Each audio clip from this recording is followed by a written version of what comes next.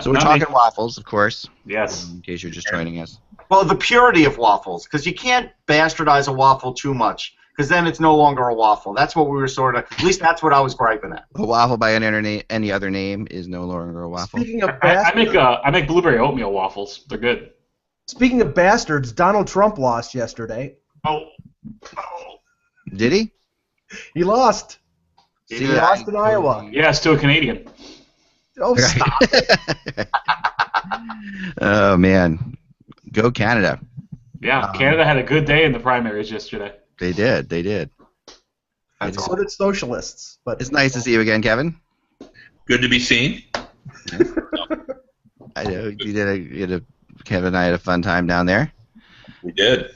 Yeah, we wanted to mention Kevin's posting of Casey and the Sunshine Band at one of the weekend events.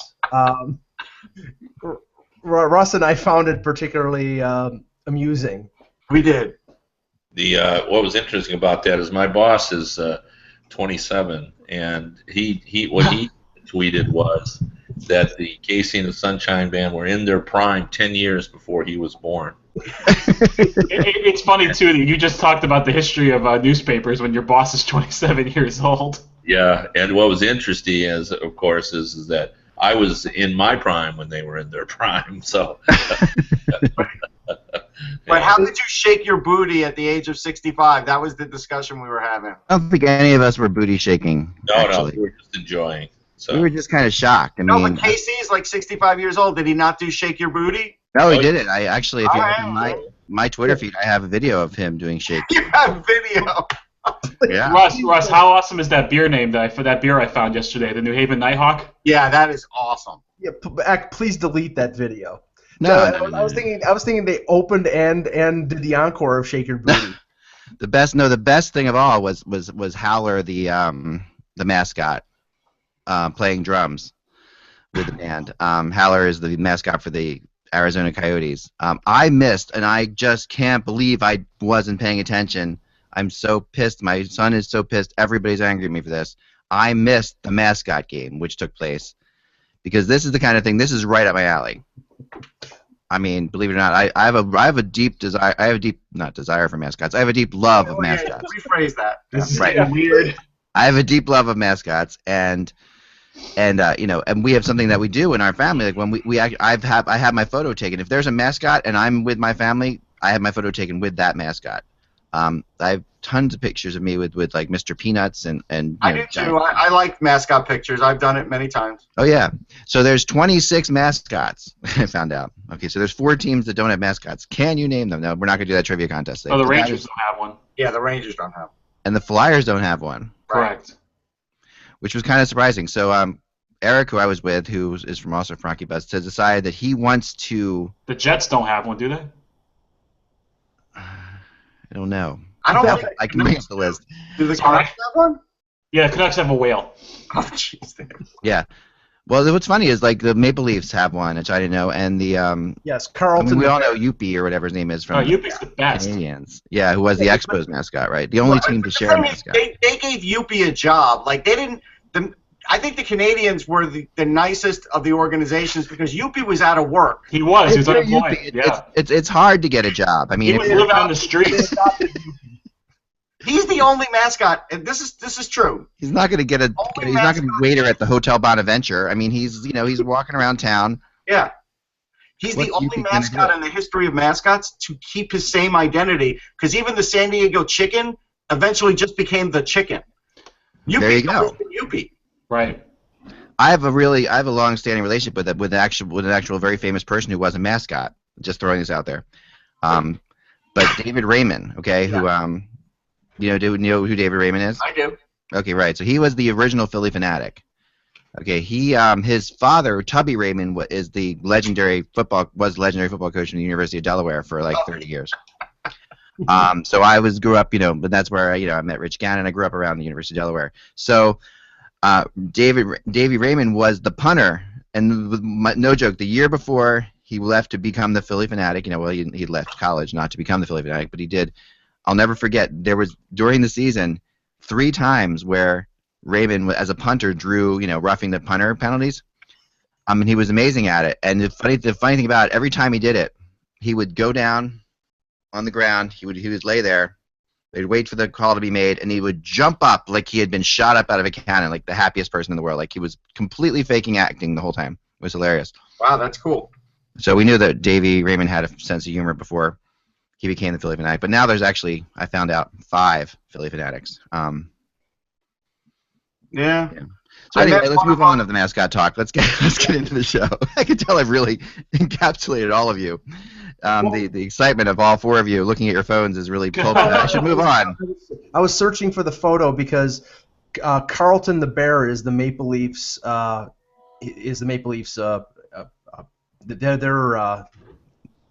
mascot. Thank you, mascot. Yes. And this is the view that Carlton will be reflecting the most of the rest of the year, with his hands over his eyes. Over his eyes, right? Well, apparently, see, Eric got to see the mascot game. I did not. I'm such an idiot. Like I said, I'm so mad I missed it. It's the second year they've had it. Apparently, the guy who plays the Eagle, who's the Capitals mascot, was like a junior A player or something like that. He was just tearing it apart. He was up and down the ice, scoring at will. Did he stand next to Daryl Sutter? I know. So. Yeah, but here's the thing. How did he do in the playoffs? Right. We'll never know.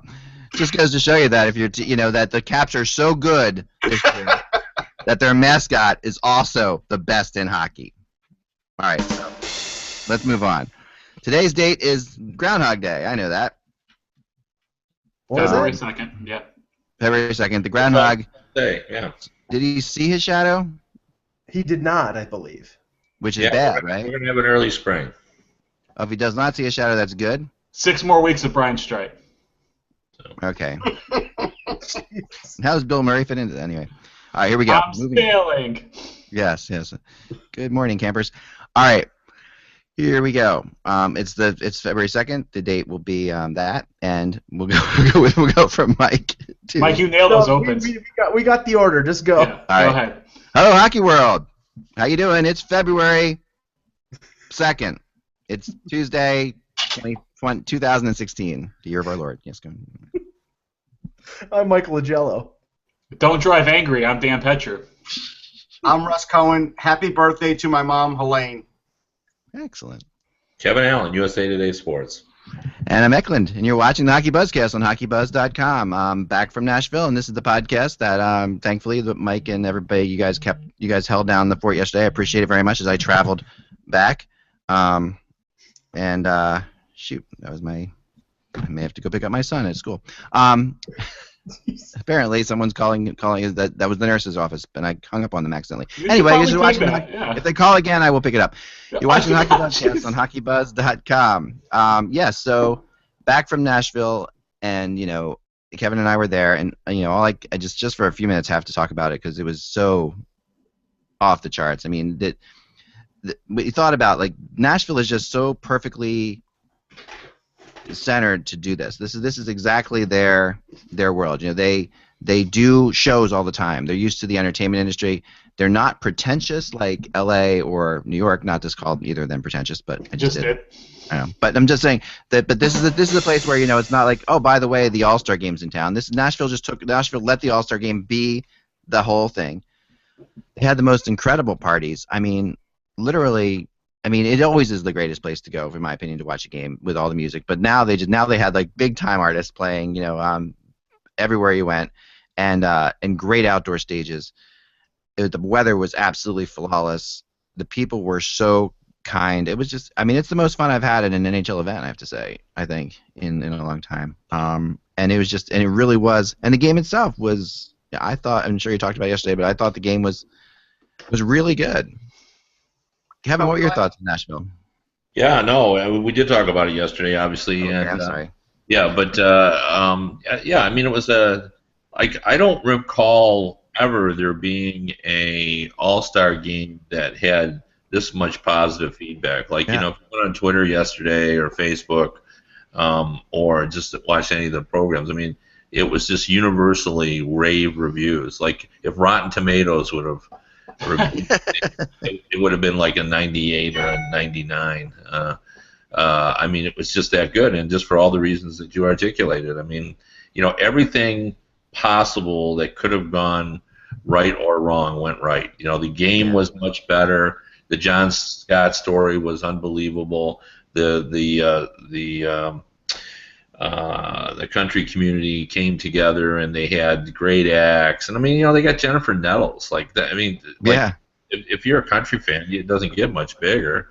Wasn't that the coolest moment with all the players sitting on the ice in front of her? Yeah, yeah, it was all that. And then you know, I agree. Like the party that we were at Saturday night was one of the best, you know, that I've ever seen. And you know, Casey and the Sunshine Boys, and even the warm-up act was fantastic. Warm-up act was hilarious. They were great. They were just your typical, you know, cover act, but they were really good. And they had a whole slew of vintage arcade machines there as well, which is so. I mean, you're combining all of my loves in one place at one time. I was going to ask whether the opening act was the Bay City Rollers. Yeah. You know, it's funny. Like, it just looks so amazing from on TV, and usually, like, you know, All-Star Weekend, like, okay. There's one of those things where, like, I wish it's like you watch on TV and you actually wish you were there, and it looked like it was so much fun that even Mike would have enjoyed himself. Wow. I think Mike would have enjoyed I said that. I said it. You know, but like I said, the chicken and waffles that I saw was my main regret of not going. But no, it looked like a fun event. And the funny thing is, after the show yesterday, I started to see some things pop up on Twitter about, you know, there is going to be, or there has been some idea of there being a John Scott movie. Yeah, no, it's already he's been offered. Wow. And it's, I mean, to me that blows me away. And I already saw one of the hockey commentators say that Vince Vaughn should play John Scott. So now we have to put, and we can't do it today, but maybe tomorrow or the next day we should put together who should be the actors to portray certain. Kevin Spacey as Gary Bettman, I heard today. I feel like I need to give a ranking for the All-Star bands. I still would rank Cheap Trick at the Metrodome higher than KC, and I would still rank the B-52s in LA higher than KC. And Eck, I don't remember who was the second band in LA. There was somebody besides the B-52s, and I'm pretty sure it was another big name too. Kiss. Who was it? Yeah, it was Kiss. It's Kiss, right? Kiss. Yes, that's right. Yeah, so that's it. So they win number 2. I remember the Hives one year played. I think it was Atlanta, and they were phenomenal. You can't mess with Gene Simmons. Yeah, I mean they did it. It just everybody was so nice. Everybody in Nashville is so nice to you. That's the thing. It's like it's so hard to get around that. Like I get on the elevator, and people will just start conversations with you. Like I got on an elevator, and a guy's like, well, you know, we're wearing the same shoes, you know, that kind of thing. I was like, yeah. That makes me immediately suspicious. No, it's not suspicious. It's really, it feels legitimate. It does, and it's In 20 years, could they become a jaded fan base like Mike? Could they turn into that? I don't think so. No, because there's other cool things to do in Nashville. The final thing I want to say about it is this, and because this is what I really took out of it. I've been supporting this team for a long time, Kevin. We've always believed in this. We've always believed in this city and this place. And one of the players who I've always loved down there, who's been great to me, is Shea Weber. You know, he's always been super nice. And he's always been supportive. And, you know, he did sign the deal offer sheet to Philadelphia and all this stuff and almost got here, but he loves it in Nashville. And despite him loving it in Nashville, I always got the sense, you know, that there was a little bit of him that was like, oh, man, when the Canadian media gets down here, they're going to make fun of it. Like, they're going to, because he's such a Canadian through and through as well. You know, Shea Weber, he's the guy, the Canadian defenseman. And you know, not that he was ever ashamed of being in Nashville, but just the feeling of like, you know, I just want them to really see what I see here, and because I'm not afraid they won't. Market, that's why. Yeah, I'm afraid they won't. And I think he was beaming all weekend. He felt like he was beaming all weekend. That he's like, you know what? Finally, the whole circus that is, you know, the NHL for these events of all the media and all the TV and all the people were in Nashville, and they were all just raving about how great it is. And for the first time ever, you know, like Shea Weber, you could just see he felt like finally, you know, everyone's getting it. And I hope that that's the case because it is a great city. People are nice, and there is a certain snootiness to Original Six fans in the NHL. Yes, there is. And they really should end that. Like, look, I think it's a great thing. It's good to have on a hat. It's fun that your team was there when nobody else was. But, you know, in the era and the day that we're in, stop the original six bashing. That's what it really comes from. A lot of the bashing from about the non-traditional markets comes from fans of original 16. Yeah, especially when you have teams that have been around 100 years and won 4 cups. I mean, come on. I also think the bashing is part of the fact that Canadian cities like Hamilton and Quebec City think that they're more deserving of non-traditional locations, and they want those teams. And when they see certain arenas on a Tuesday night like New Jersey or Florida, not as much now since Florida's doing well, but when they see like half-empty stands, they get upset because they know that they would support those teams and those seats would be sold if they were playing in Hamilton or playing in Quebec City. Yeah. No, I think that's legit. I mean, I do really feel like this is we're coming up on the 50th year of the second six. That's next year, and that's where you're going to get the Flyers 50th, a lot of 50th anniversaries at the same time, and that's why we're going to LA for the All-Star game. And LA's, like I said, the Nashville has laid the gauntlet down. LA's got all the stars they can bring it to, so I'm sure they will. But this is what I really want to see. Let's get on to the news, hockey news, and away from this for a little bit. There's so much I want to talk about it, but I know you guys talked about it yesterday, so let's move on. Okay, so here's what I heard today. First of all, we have not yet gotten a report on Dennis Weidman, correct? Right. No, not yet. Nothing yet. Okay, so. And don't worry, when the news is out, an hour later you'll get a text from an NHL update. Except when you're DVRing the skills competition and then you're getting updates instantly, ruining it for you. I was like, come on!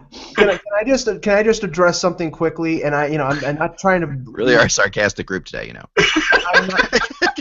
I'm not trying to league bash at all, but the update of the NHL.com website so far, thumbs down for me because it takes forever to load. It's terrible. People have been complaining. That's a legit complaint. Speaking as a person who is a little familiar with the internet, that is something that will take some time. I mean, it's more things become cached, things become part of it'll get faster. Give it a week or so, and then if it's still low, I mean, they're aware of it. But I think what's happening, I mean, they made a change. People hate change. I mean, we're trying to change our website. We have a redesign, and it's like, how much do you redesign it? And how much do you keep what you have, because it's such a hard call, right? So people are so used to it. So yeah, no, I'm with you on that. But here's the thing I heard about Dennis Weidman talking to people today. I mean, do we think? First of all, Kevin, do you think he's getting suspended? Well, yes, I do. I think I think you have to pay homage to the safety of your officials, and the one problem that Weidman has, like, he has a good history. And no one can understand. It doesn't appear there was any history within the game, but I think to me, what my perception was, he was angry about something, and the linesman just happened to get in the way. But I think the league is feeling, or should feel, pressure to make sure that they take care of and protect their officials by saying, look, this is unacceptable regardless of what happened, because as I've said before, no matter how you look at that is a textbook example of a cross-check. Yeah. And the most damning evidence to me is the follow-through. Right. And I just think he's got to be suspended just because of that. Yeah. I've got something to add to it in that he got dinged up before he laid the hit. He got hit in the head. He goes and he does that hit, hits the ref. And I think his judgment was a little clouded, but I think he wanted to hit a player. I don't think he wanted to hit a referee. And the fact that he sat down on the bench and didn't go to the dark room was a problem. Because he may not have been fully in his right mind. Still, I've had concussions, and I don't get out of a concussion wanting to hit somebody. So clearly he wanted to hit somebody, but I think he was also partially concussed, and I think that's the double-fold part of this problem. Right. No one's ever got out on an insanity plea at the NHL. No, I mean, you did still do the act, so he deserves suspension. Yeah, I mean, it just looked bad. I mean, he did know it was wrong right away. But here's the interesting thing about this, okay? I was told last night and again this morning by somebody that he was on the way out of Calgary before this happened, and that he still could be traded to Boston. That Boston and Calgary are close to a deal. And that we're maybe really close to a deal, and now, depending on how crazy the suspension is, it may not happen. But Boston getting Weideman back, I mean, I think there's some sense to that. You know, it seems like, I mean, I don't know what they're giving up in the other direction, but Well, I mean, the thing is that Weidman he's got another year left at $5.25 million. With the Bruins in their current cap situation, they can't afford that player. Right. So you would think that they would have to trade somebody of significance out. Right. And right now, with the rumors that we have been mentioned regarding Louis Eriksson, maybe that's a fit. But Calgary is in a situation where maybe they would flip Louis Eriksson because I don't think they can sign him. They have to sign guys like Monahan and Goudreau, and to lock them up on long-term deals. And they're not going to be cheap. And they're not going to be cheap at all. So I don't know. It makes sense in the sense that Boston wants to upgrade their defense, but Weidman has been there before, and he's not a very good defensive defenseman. He's more of a puck carrier, and he's more of an offensive type. And I don't know if they have Torrey Krug. I don't know whether they need another older version of a Torrey Krug. Can the Flames afford Gaudreau and Monahan? Yeah, they got tons of room. yeah, They have tons, room? They have Okay, tons I of wasn't space. sure what their cap situation Depends on was. what they're doing with other things too. Still, Kevin, what are your thoughts on this? Well, I think Boston is looking for a defenseman, but I wouldn't have thought Weidman would be their first choice.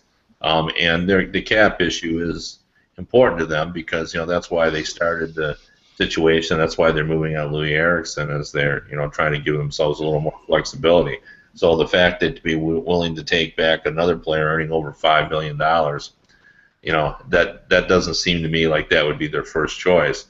From Calgary's perspective, if they want to move Weidman, and most of us speculated that when they got Hamilton that he was the likely guy to move out, maybe they don't have a lot of options, so they figure if Eriksson was a guy coming back, he would be easier to move than Weidman. So if they've got one option for Weidman, you take what you can get, and then you take back there, and then you trade those to get out. So that's a tough one. That if I was Boston, that's not the deal I'd be looking to make.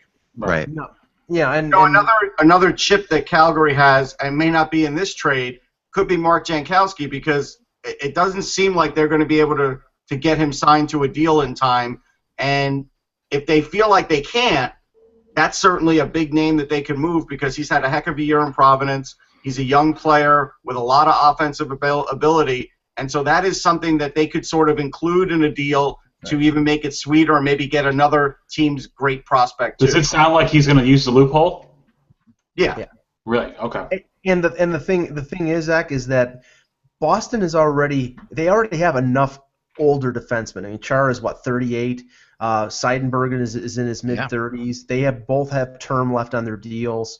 You're adding Weidman, who's in his 30s, another and making what he's making. I mean, and I know that it's been out there the last week that there's been talk that Boston is interested in some of the defensemen, the bevy of young defensemen that Anaheim has, and Anaheim may have to move one of those guys, either Fowler or Vatanen or Hampus Lindholm. That would make more sense for Boston, because you would be adding a younger guy who would be still under control, their RFAs, but then you could sign them to the extension. It may cost as much as Weidman, but they'd have him locked up for 5 or 6 years on a long term. Yeah, I mean, the other defenseman that's out there obviously is Dustin Byfuglien. Now we keep hearing that he could be re-signed. And then today, just before we went on the air here, I heard that and I've been talking about it before, but the LA Kings are very much a team that could get into the Dustin Byfuglien sweepstakes. How does that work financially? How can they swing that? I have no idea. Winnipeg would have to retain salary. They have to retain some salary, but they could get back. Winnipeg, if they would do that, obviously, to get back a bigger return for him. Right. That is the kind of player that I could see. I could see him very, very easily on the Kings. It's one of the, I've seen it for a while. It makes sense. Like he would really make the Kings very dangerous. I mean, the Kings Blackhawks series becomes a whole lot more interesting if Dustin Byfuglien's playing for the Kings. Put it that way. Winnipeg, logic to that, simply because the Jets organization, their owner has money and would be willing to. He's not looking to try to save some money on the season. So he would, if they retain salary, you could get a lot more for him. And I agree with you. I think it would be a great fit and fits what the Kings like to do. He's a big. Right. But I would think. Go ahead, Russ. I was going to say I would think Winnipeg, knowing Cheverdayoff and his scouting abilities, would want to get Adrian Kempe in that deal. Like I would think if he doesn't get Adrian Kempe, he doesn't do the deal. Like he's their best prospect. He's inches from the NHL as is, and to me that's worth it if you're going to lose a player anyhow. I actually think it's even a step up from that, Russ, because I think that if somebody else too, but if they trade Bufflin, I think they want a young player who's on Tanner Pearson. Yeah, they might get a Pearson and they might get a Kempe. I think that's fair. I think they would get a roster player too, but they're going to get a top prospect that they're going to take some money back. Sure. And they're gonna want a prospect for sure. That'd be a nice return for the Jets too. They're not making that move without getting a first-round pick. Yeah, that's what I'm thinking. If you got Kempe, he was a first-round pick who's ready to play. Yeah, but I'm telling you, they're getting a first-round pick out of him this year and a prospect. I mean, just look at the players. I mean, all you got to do is look at recent history, and these big-time rental players always go for a first-round pick, a premium prospect, and then depending on how good they are, either a secondary one or another pick. I mean, even Vermette, and he did not obviously be he's not the player of Bufflin's impact. Got a first-round pick and a prospect last season. Yeah, but knowing that you're going to pick around somewhere between 25 and 30 with the Kings, wouldn't you rather have Kempe who's ready to play? For sure, but I'm just telling you, they're going to get a first-round pick and Kempe. Oh, okay. Yeah. Yeah, I mean, instead of Pearson, maybe they would take the first. That's true. That's good work. Yeah, I think that's a good return. Yeah, I get you now. Yeah, I honestly think that you're going to see the bottom, the teams that are at the top of the NHL standings right now, but will be at the bottom of the NHL draft in June. You're going to see Dallas, Washington, Chicago, LA move those first-round picks or shop those first-round picks, because not to say they can't get a good player there, they can, but their short-term goal is to win a Stanley Cup or win another Stanley Cup, and that first-round pick is currency. So I think you could see 2 or 3 of those teams moving their first. Let me throw out something though. That's been the history. That's gone on now for several years as teams have done that. But I've been hearing for the last 2 weeks GMs, saying, look, most of us saw that as industry standard, but we're starting to move away from that because you can't have long-term viability without keeping the first-round picks. Right. Now, will they be able to resist the urge? Because a lot of those teams, I mean, like the Kings are all in; they want to win it all. Right. Would the Florida Panthers give up their first-round pick? I mean, they built this team on the drafting, so it'll be interesting to see. I've had more than one general manager tell me that he thinks general managers are going to try to reduce that industry standard that I just mentioned of first-round pick. But I've heard that before, and it didn't change. So, I think it depends on the team too. I think if you have a team who hasn't had a first-round pick in a couple of years, you might want to hold on to that because you need to get some young players on entry-level contracts that you can hope can play on your team. Now, if you have a team like just for the Islanders, for example, who have 5 first-round picks who are not on their roster yet, you might be able to flip a low 20s pick for something. And I think if you bring these owners to like a car auction, and they go into it saying, yeah, I'm not going to spend $20,000 on their Corvette, they're going to walk out spending $25,000 on that Corvette if they want it. and as long as you have a general manager like Stan Bowman who can go out and find a guy like Panarin and sign him to an entry-level deal, he has the freedom to trade that first-round pick or trade a former first-round pick like some of them who are playing in Rockford right now. Yep. To get a deal to make a deal that will benefit his team in the short term. So I think that's a possibility, and if you can find diamonds in the rough in the KHL or as free agents like you did with Trevor Van Riemsdyk, I mean that puts him ahead. And you might only hit on 2 of every 10, but if you hit big because then you have value off an ELC. Right. Yeah, no, that's for sure. Here's a question for the panel. Okay, today we all know that 3-on-3 has been great in overtime. What percentage of games? The percentage more, like, so say, before it was at 4-on-4 last year, what percentage of games went to the shootout versus what percentage of games at 3-on-3 have gone to the shootout. So like, how many more percentage points do you think it's like, if it was, for example, and what I say make sense? So like, if it was 10% of the games went last year, which is not true, and 20% go this year, that's 10 more percent have been determined before the shootout. So how many games? Sorry if that was a long way of saying it, but it makes sense, right? How many percentage points do you think we've increased? How many to fewer shootouts? You think 5, Dan? 5 to 10, somewhere around there. I can't answer this because I just wrote that story. Plus, it's on NHL.com every day. Okay, all right. I'll guess because I haven't seen it. I'll guess 15. 63.9. Yeah. Wow. 63.9 now, but what was it before? 44. It was 44 before. 44 and change. Oh, okay, so it's 20 something. Okay. So it's about almost 20. Okay. That was close. That's a big difference. Did you think it'd be more than that, or is that a lot? I think that's good. I think 20% increase is good. Yeah, I mean, it's good. I don't think that it was about the percentage increase. It's just how many games are being decided. And, I think there was in Sweden when they went to it, it went up to 70%, and the AHL was 70%, so they're real close to what they achieved in the other leagues. Yeah. Let me ask you this, Kev. This one's for you because it's a historic question.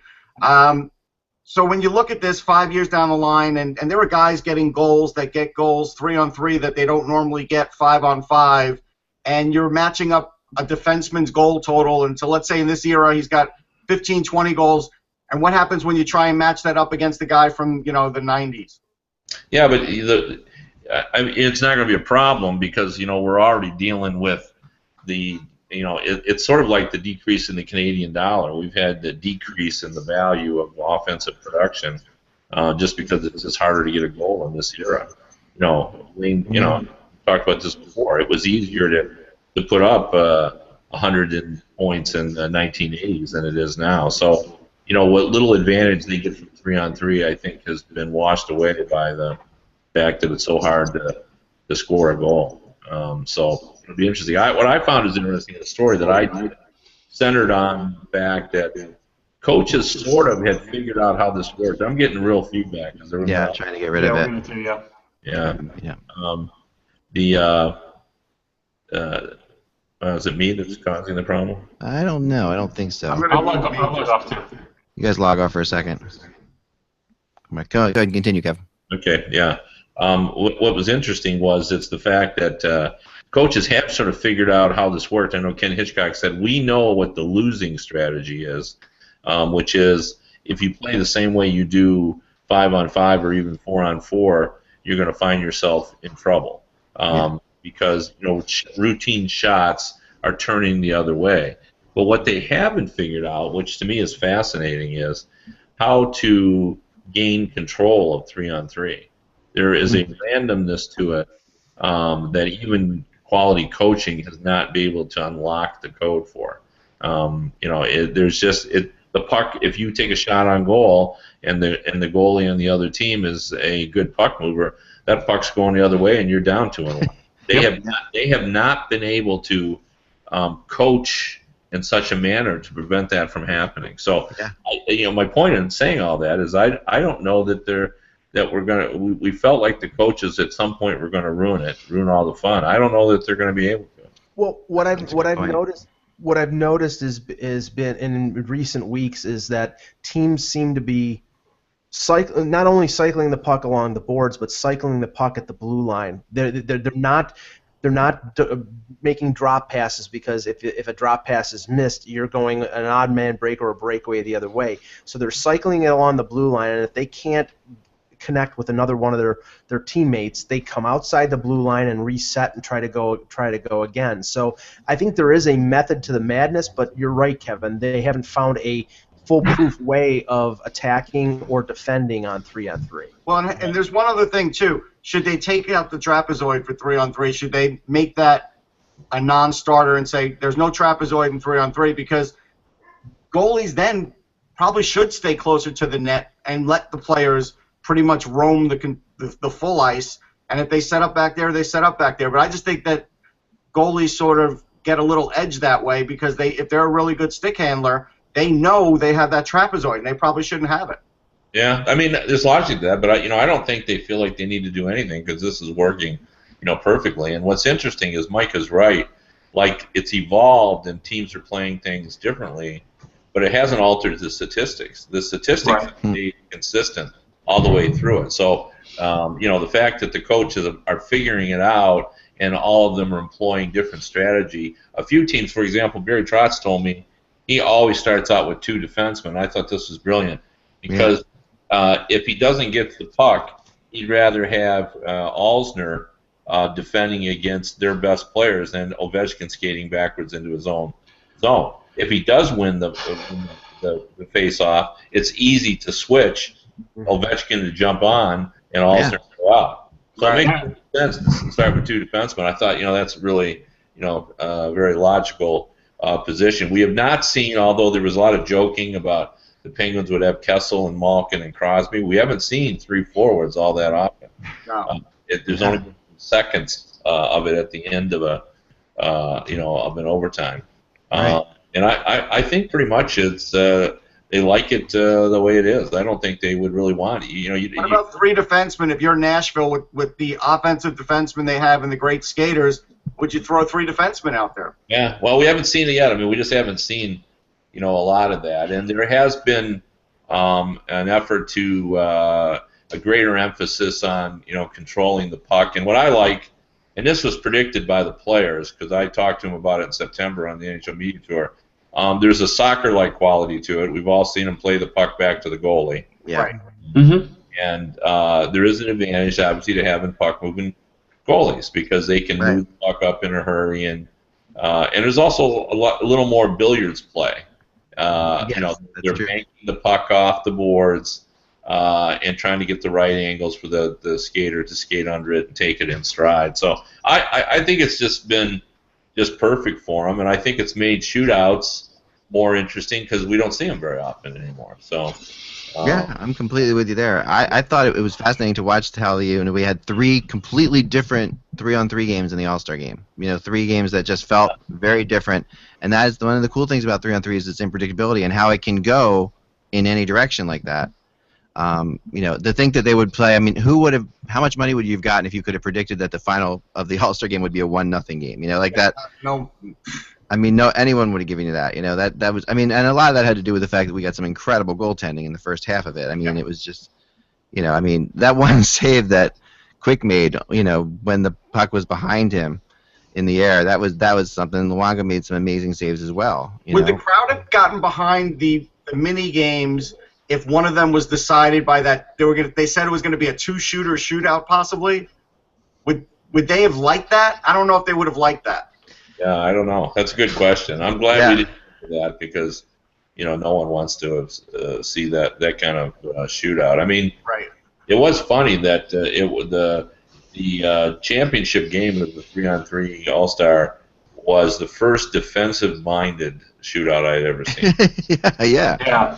They were a little more careful than we usually see in 3-on-3s. They were very mindful of their defense responsibility. I would also like to point out that if you remember, and I remember the result of our friendly folks on Twitter went after Matthew Schneider a little bit because he was, complaining would be too strong a word. He was pointing out that the PA had some reservations because basically you were going to be taxing the star players in the game. They were going to be logging these minutes that, you're not going to play your bottom 6 guys in 3-on-3. Well, I mean, he's been exactly right. If you look at when the benches are shortened, it's the star players that are logging these extra minutes. And you know what? These are high fatigue minutes, as we all know. Yes, they are. Yeah, I mean, everybody that I've talked to who plays in them say when you play in an overtime and you've played 3-on-3 and you've played at the speed that we're playing those, at the end of the game, you are exhausted for sure. And, it's like any other coach. They want to lose with their best players out there because they know as it gets close to the end of the season, and one of these may decide a season the same way the Rangers lost their season in a shootout, you don't want to be in that John Tortorella situation where you didn't have your best guy in the last minute. When you're sending Jokinen in to shoot out, you mean? Well, no, there was a game a couple weeks ago. I think it was against Vancouver where John Tavares took a 2-minute and 50-second shift in overtime, and all I kept thinking is Al Arbor would have killed him. Yeah. Long shifts have become the norm because you can't get off the ice. Right. No, there were some times he could have got off the ice, and he just decided, I got a chance, I'm going to go. And it's like, oh, my goodness. And he was Well, it getting also depends on the pace of the overtime because we've seen some overtimes where it does slow down. There are some overtimes that are very calculated. You know, like you can have a minute where, you know, where the circling is going on where you're changing players, right? So you have seen some of that too. I do love the thank God moments from players as you look at them when a guy plays the puck back to his goalie so everybody can make a change. On both teams, the guys are excited. Everyone's like, okay, there we go. Yeah. I was fully expecting that we would see more like intentional offside. I'm waiting for a post-game interview when a guy tells us, you know, and I said to John Tavares, play it back to your goalie so we can get the hell off the ice. You know, that's gonna happen at some point. You know. Oh, I completely agree. And it's a smart move too. If you got a goalie that can move the puck, I was only thinking after the All-Star game, like, man, I wish Brodeur was still playing. I would have loved to seen that. Yeah, that would have been great with Brodeur. Yeah. I mean, Bishop. Actually, I'll tell you who would have loved this too is Rick DiPietro. Yeah, he would have. Yeah, he would have. He also would have cost a couple goals too. No, but he told me at the All-Star game in Dallas that he really wanted to go out there as a forward. Yeah. And the league denied him, but this would have been his chance to sort of like at least play like a forward. Wow. That would have been interesting. Yeah. No, Ron Hextall as well. It would have been fun. He was, of course, the guy. No, that actually might be a great skills contest deal if you took the goalies that are invited to play in the All-Star game. That's an excellent idea. I love it. And you played like 4-on-4 with the goalies. Because you have all these goalies already. Yeah. I love it. I think it's a great idea. Like 5 minutes, you know. So that would be phenomenal. Braden Holtby impressed me at the All-Star game with the goaltender shooting. Devin Dubnyk did not. What he put 2 goals on 3 shots from. Yeah, Dubnyk couldn't even get it over the riser. Did anybody else see that? Did you guys? I mean, I guess you guys saw this. I wasn't sure what was brought up on TV or not, but you guys saw when did my camera just go away? Sorry. Yeah, it did. I'll speak briefly. Did anyone see when the when Dylan Larkin shot it in the net for Dubnyk? Did you guys catch that? Yes. Was that shown on television? I wasn't sure. Yeah. Here's my suggestion too for this to solve this. Complaining every year about who plays in the All-Star game. Right. Now that we have the format figured out. Right. Let's just let's boil down the formula to this: the 30 captains on. What are we seeing here? Sorry, I'll be back in a second. I'm just transforming like I normally do. Sorry. It's the Human Torch. Yeah, really. Yeah. Slimer. Here I am. Let's name the 30 captains in the NHL. Have to go to the All-Star game every year, and it's such an honor to be a captain in this league. Wow. Captain's game. And it's such an honor to be a captain that when you sign up to do that, you know that you're going to go, and the fans would love it because they're going to know all those players. Captains are, high-profile players, and nobody's going to not go. I mean, because it's an honor. You're a captain, right? You're gonna go, and then the formula is the 2 leading scorers in the league who aren't captains, the 2 highest scoring defensemen who aren't captains, and then the top 2 scoring top 2 scoring rookies. So now that would give us 36 players, and then the 8 goalies we're going to go strictly by winning percentage, and we'll figure out a formula and save percentage. So, I like this.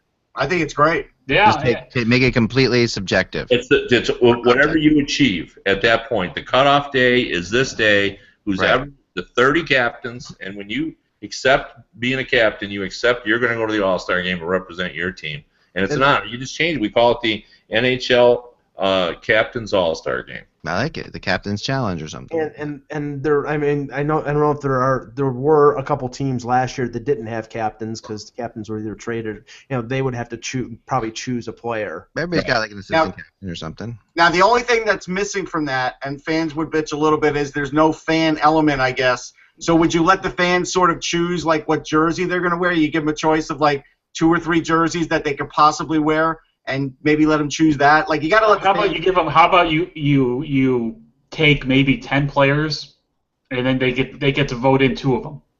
Like 2 roster spots can be chosen by the fans, almost like a final vote thing, like they do in baseball. Yeah, I wouldn't do it. I think I think they've proven the fans that they're. Yeah. Well, you You'll give get them the John players. Scott again with You're that, giving though. you're giving them the players to choose from, and then they get to vote in.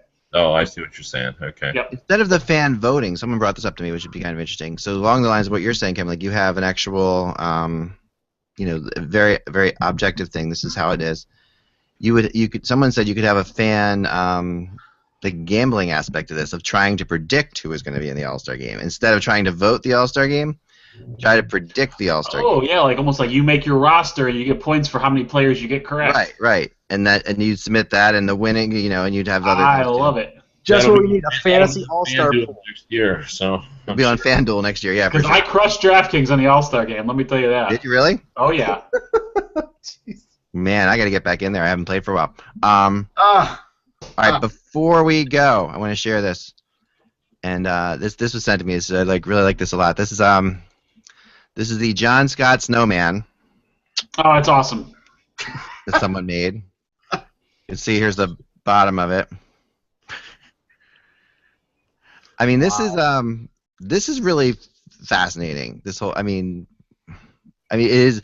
I heard some executives talk about and I know we're talked a lot about this, but I heard some executives right after the game say this. The only thing that was could have been more Disney than the way this was all playing out was if he had scored the winning goal at the end, right? And it just but that this was a made-for-television thing.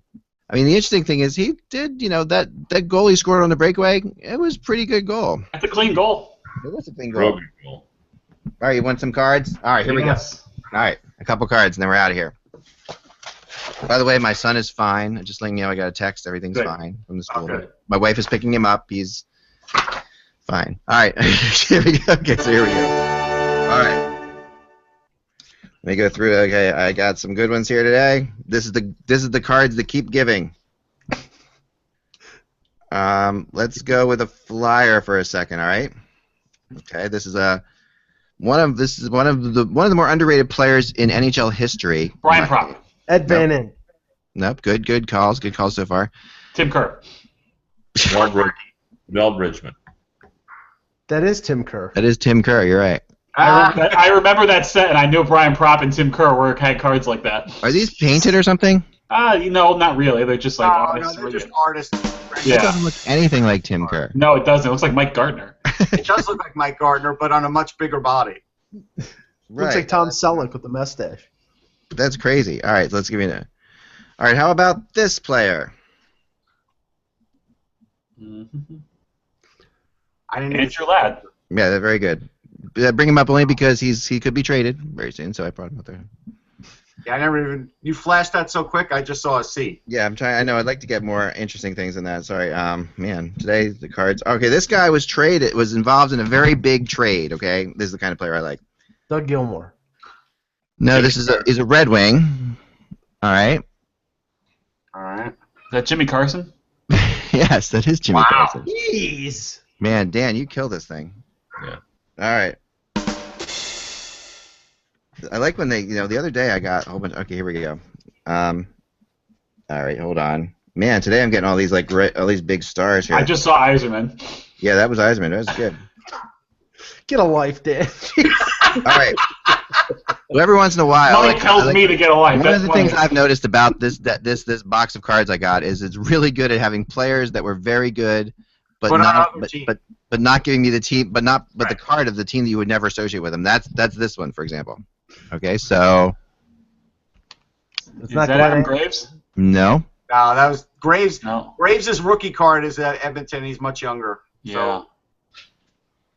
Yeah, Huh. no, this guy was Bernie Nichols. Bernie Nichols. Oh, that's it. good. Wow.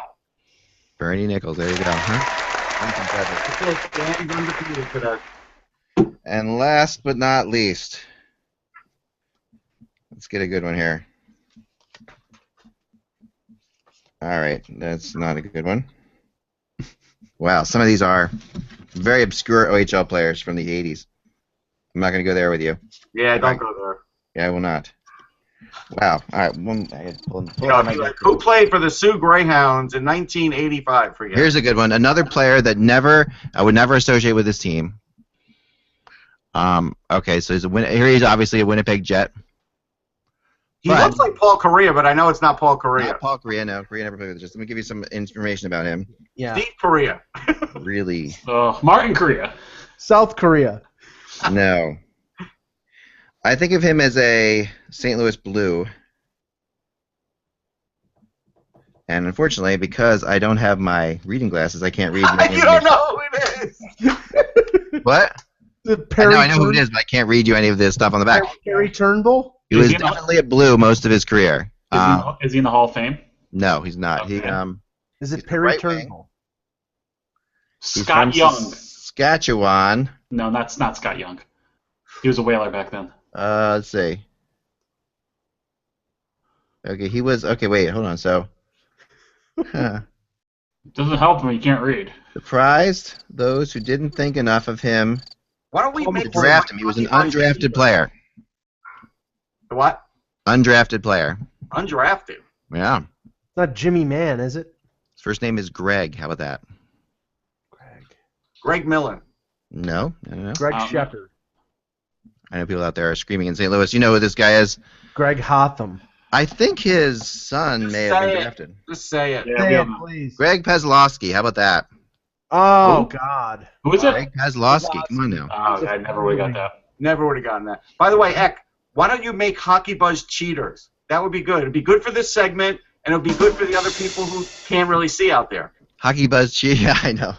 I left my reading glasses upstairs. I recently improved my eyes, so I actually can see the players' numbers on the ice, which is really good. Dan, why don't you do the NHL Draft Lottery Simulator on your phone? Okay, hold on.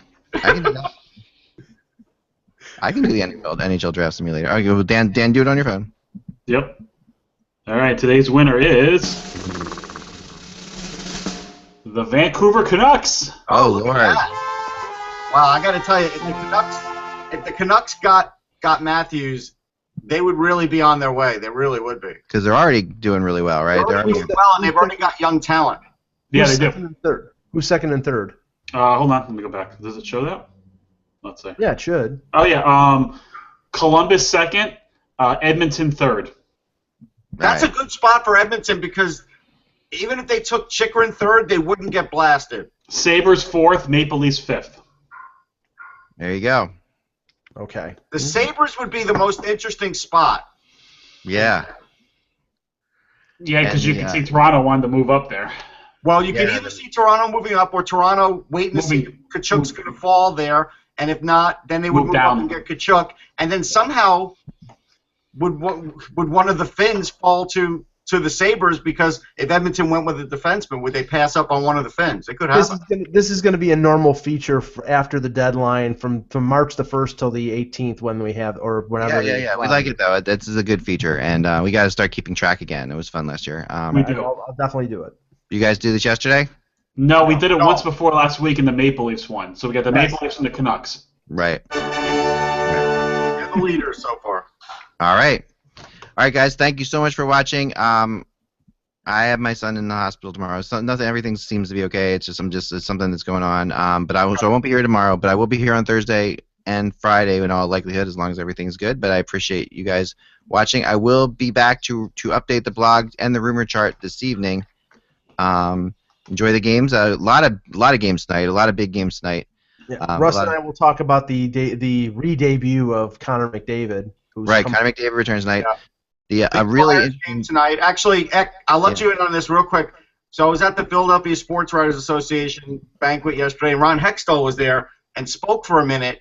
And there's only 800 people, so probably out of the 800, 40 or 50 or whatever are writers, maybe 100, and the rest are fans, but probably not 100. And his basic message was the same message. So for all those people that keep expecting something different out of the Flyers at this deadline, he is staying the course. Now, he did say, hey, we're in a possible playoff spot, but we're staying with the plan. So, Yeah. And I understand that message. I do. I mean, that. No, I think it's working. I mean, like I said, there were a lot of people at the draft that were talking about Parento with the Flyers. Not at the draft, at the All-Star game, I mean. And there were a lot of people there. But yeah, I think that makes a lot of sense for them to stay the course. PK Subban was on my flight back because it's pretty funny. And I sent you guys a picture of his Of his gear bag. Yeah, his gear bag. I could have stolen. I could have actually taken off. There was nobody there in the airport. It's just me, and waiting for my stuff, and he was nowhere to be seen. Yeah, So there's no cameras in an airport, Eck. Yeah. That would have been awesome. So what you're saying is you have the wig and the Yager jersey. Right, I don't have the wig or The the problem is you would never be able to wear his skates because he's got special skates. He's got a new skate deal, and Right. because in the outdoor game he wore new skates every period, so he would spot them in a second. And like I said, there's no Right. cameras in an airport. There are no cameras in an airport. I know, but just it was fun. I mean, I thought about it. I thought about how I would run. That's how they could take off. Here's my picture here. So this is just, you can see it here. If you can take that out, this is like PK Subban's thing on the belt. Yeah. And on that airplane, That's a lot of the hockey world. Keith Jones. Was Frank Saravelli sat next to me. people in the hockey world.